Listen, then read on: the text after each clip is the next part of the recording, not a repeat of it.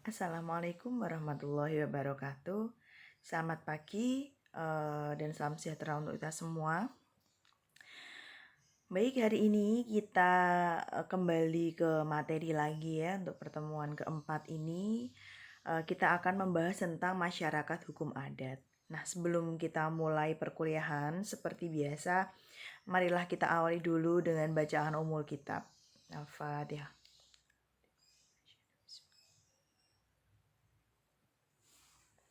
Semoga apa yang saya sampaikan hari ini bisa bermanfaat untuk teman-teman semua. Hari ini tema kita adalah tentang masyarakat hukum adat, ya. Mungkin teman-teman sudah ada yang pernah tahu apa itu masyarakat hukum adat atau menjadi bagian dari masyarakat hukum adat itu sendiri. Nah, masyarakat hukum adat itu apa? Yaitu ini juga sering disebut sebagai persekutuan hukum adat. Nah, masyarakat Indonesia sendiri itu kan terdiri dari berbagai macam corak dan struktur kemasyarakatannya yang beraneka ragam, dan sebagian besar itu penduduknya itu bermukim atau bertempat tinggal di pedesaan. Nah, salah satu bentuk dari masyarakat hukum adat sendiri itu adalah misalnya nih di Bali ada dulu disebut dengan desa adat, namun sekarang itu terkenal atau diubah dengan sebutan desa pakraman. Itu yang banyak dikenal ya. Kemudian di dalam kepustakaan hukum, masyarakat hukum adat sendiri itu dibedakan ya dengan persekutuan hukum adat. Bedanya di mana? Ya sama-sama terkait dengan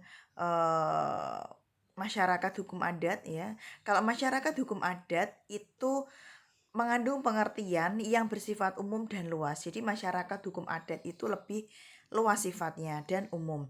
Misalnya nih ada masyarakat hukum adat Batak, Minangkabau, Sunda, Jawa, Bali, Kalimantan, Sulawesi, dan sebagainya. Kalau persekutuan hukum adat ya itu mengandung pengertian yang bersifat lebih khusus dan sempit. Jadi yang membedakan adalah sifatnya. Sama pengertiannya namun sifatnya itu lebih khusus dan sempit.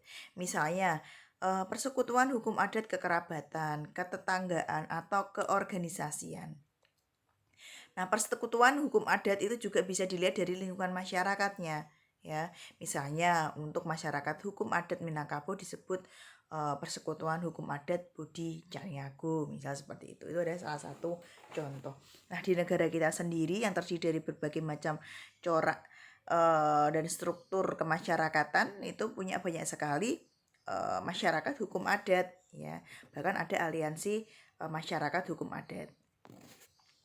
Kemudian menurut Terhar itu apa ya? Tadi masih ke pengertian dari persekutuan hukum adat atau masyarakat hukum adat.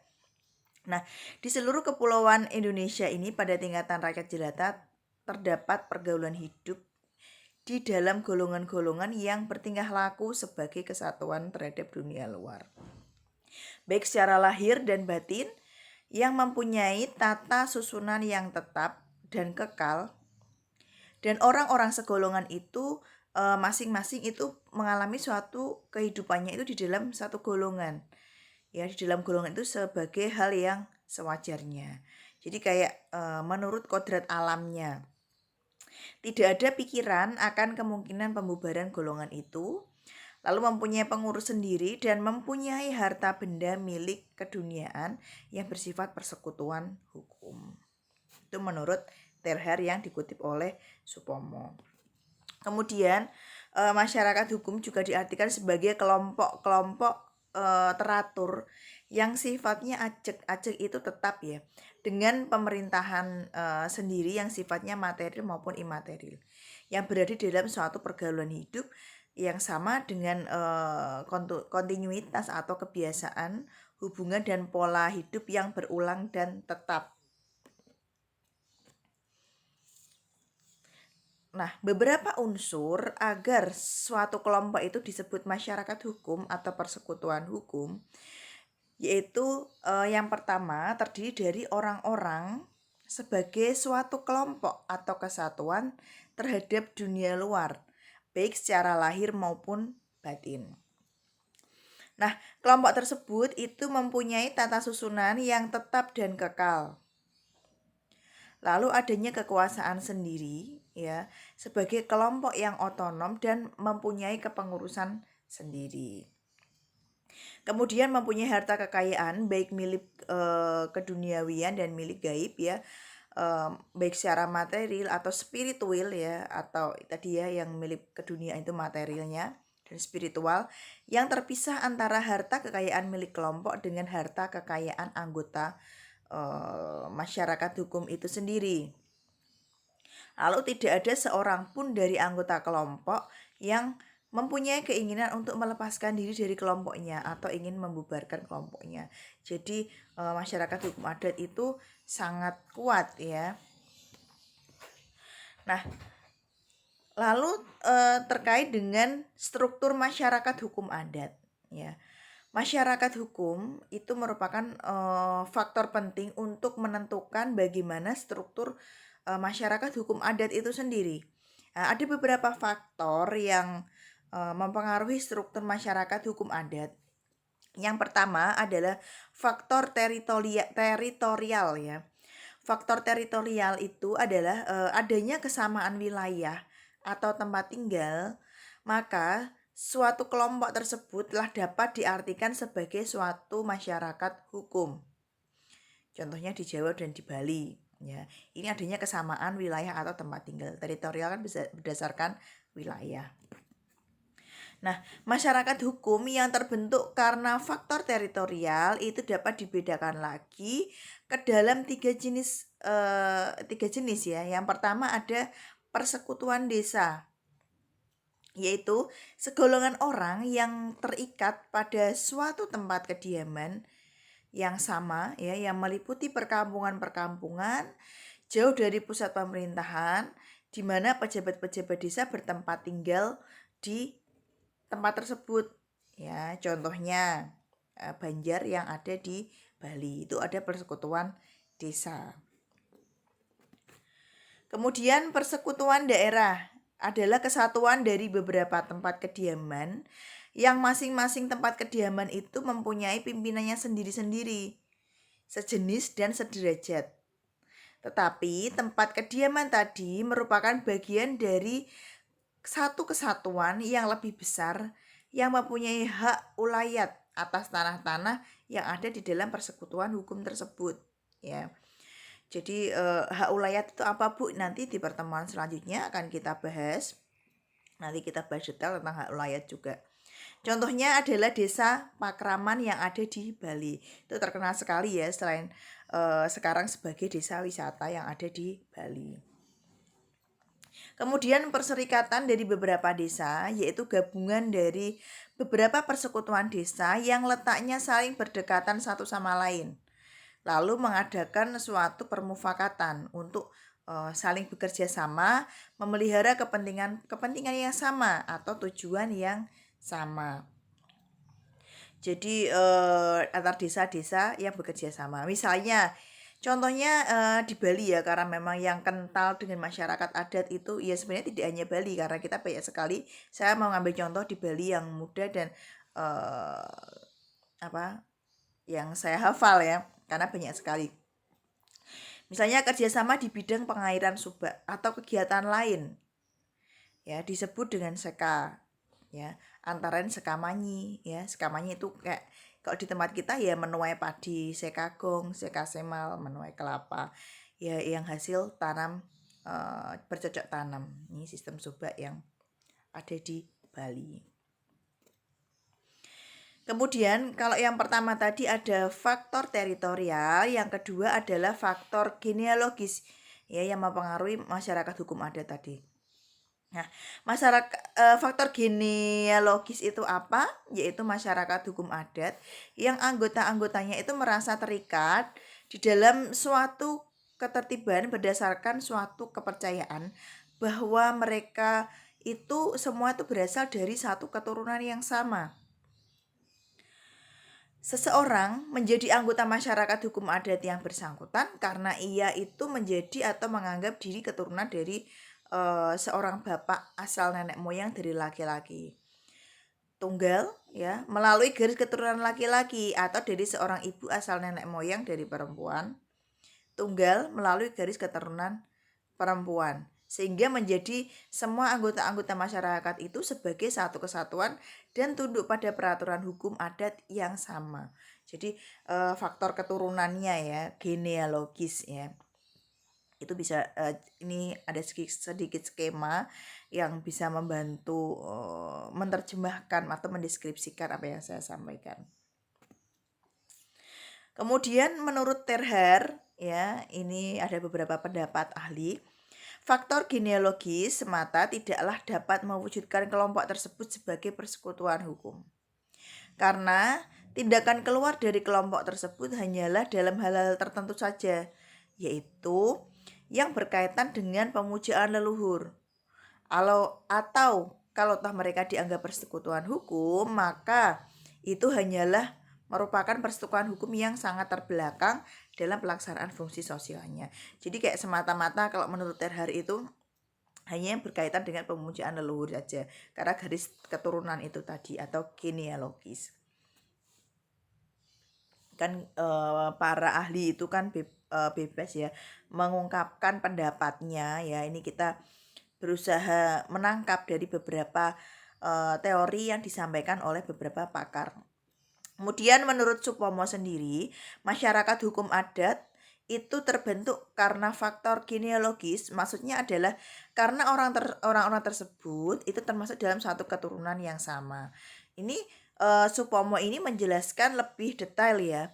Yang pertama adalah garis keturunan menurut garis bapak atau patrilineal ya, yaitu susunan masyarakat yang menarik garis keturunan di dalam hubungan diri dengan orang lain melalui garis laki-laki. Contohnya apa? Adalah perkawinan jujur ya. Dan ciri-ciri perkawinan jujur adalah eksogami dan patrilokal.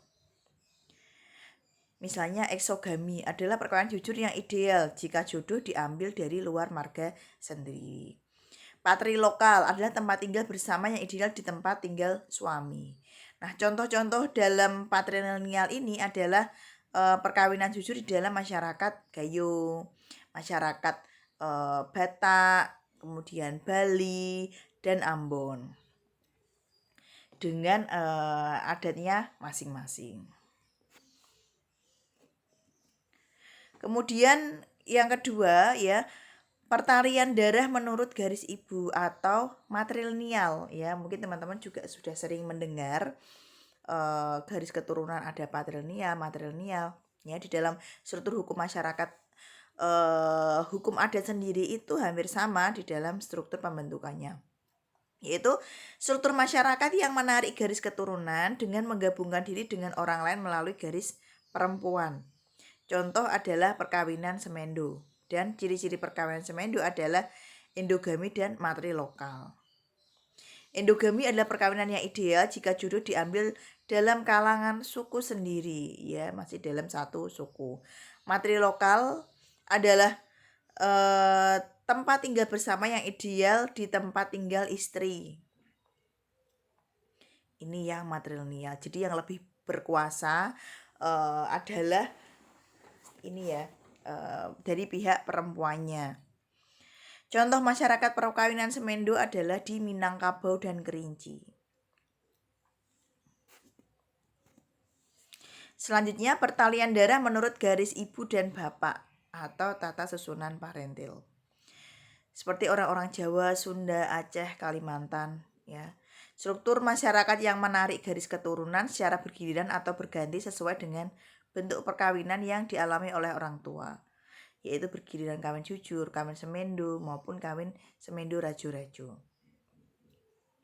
Contoh pertalian keturunan demikian itu bisa dilihat pada masyarakat Rejang Lebong atau Lampung Pepadon.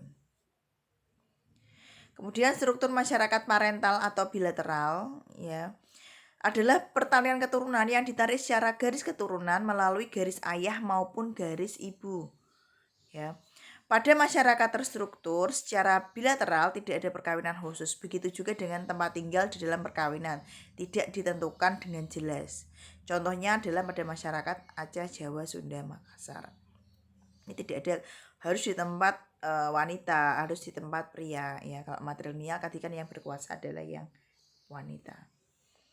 Kemudian campuran dari keduanya yaitu faktor teritorial, genealogis atau genealogis teritorial ya. Tadi kan ada satu faktor-faktor yang mempengaruhi, ada faktor teritorial, genealogis, dan campuran. Ini yang ketiga. Yang terbentuk karena anggota-anggotanya merasa terikat satu sama lain dari kedua faktor tersebut. Kemudian struktur pemerintahan di dalam hukum adat. Menurut Kusno, ya, secara tradisional masyarakat hukum adat itu punya fungsi-fungsi. Yang pertama adalah fungsi pemerintahan, yaitu sebagai fungsi untuk mempertahankan tertib adat dan kesejahteraan warganya. Jadi di dalam pemerintahan hukum adat. Kedua, fungsi pemeliharaan roh, yaitu sebagai fungsi untuk menjaga masyarakat dan warganya di dalam hubungannya dengan spiritualnya ya. Itu bahasanya kalau dulu itu kan penggunaannya alam gaib. Kalau kita mendengar alam gaib kan pikirannya kemana-mana ya, jadi lebih ke spiritualnya. Kemudian fungsi pemeliharaan agama yaitu sebagai fungsi untuk merealisir atau merealisasi apa yang ditetapkan oleh agama ya. Jadi dalam pemerintahan hukum adat itu juga ada fungsi pemerintahan, pemeliharaan spiritual, pemeliharaan agama, serta fungsi pembinaan hukum adat, yaitu sebagai fungsi untuk menampung segala tuntutan perkembangan hukum adat ya, hukum adat baik yang dulu maupun perkembangannya di masa sekarang. Nah, Supomo sendiri melihat fungsi-fungsi masyarakat hukum adat itu dari aktivitas-aktivitas kepala rakyat atau kepala adatnya di dalam rangka menjaga tertib masyarakat hukum adat. Nah, aktivitas tersebut dapat dibedakan dalam 3 kelompok. Yang pertama adalah tindakan-tindakan mengenai urusan tanah yang berhubungan dengan adanya pertalian yang erat antara tanah dengan masyarakat hukum adat. Kemudian yang kedua yaitu penyelenggaraan hukum sebagai usaha untuk mencegah dari pelanggaran hukum, sehingga diharapkan hukum itu dapat berjalan sebagaimana mestinya sesuai dengan yang berlaku. Lalu menyelenggarakan hukum sebagai pembetulan hukum setelah hukum itu dilanggar oleh salah satu masyarakat adat tersebut. Itu aktivitas-aktivitas yang dibedakan dalam 3 kelompok ya, fungsi dari masyarakat hukum adat sendiri. Baik, mungkin itu dulu untuk pertemuan yang keempat kita kali ini. Nanti terkait dengan masyarakat hukum adat, tentang bentuk-bentuknya seperti apa, akan kita bahas di pertemuan selanjutnya. Terima kasih untuk perhatiannya ya, dan atensinya. Saya mohon maaf bila ada salah kata. Saya akhiri dengan bacaan hamdalah, alhamdulillahirrabbilalamin. Saya akhiri, kita lanjutkan dengan diskusi ya. Wassalamualaikum warahmatullahi wabarakatuh.